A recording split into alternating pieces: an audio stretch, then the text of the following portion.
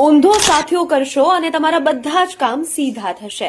આ છે ગુજરાતનું સૌથી જૂનું ગણેશ મંદિર, જે 1150 વર્ષોથી પણ વધારે જૂનું છે।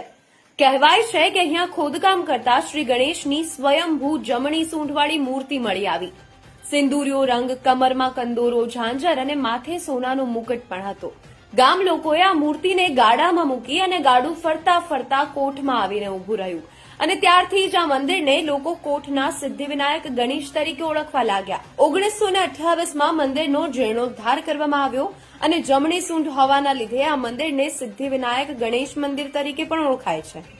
કહેવાય છે કે જો અહીંયા તમે ઊંધો સાથિયો કરીને જાઓ છો અને કોઈ માનતા માનો છો તો સિદ્ધિવિનાયક દાદા તમારા તમામ અટકાયેલા કામ પૂરા કરે છે અને તે કાર્ય પૂરું થતા તમામ શ્રદ્ધાળુઓ આ મંદિરે સીધો સાથિયો કરવા આવે છે। કમેન્ટમાં લખજો જય ગણપતિ બાપ્પા।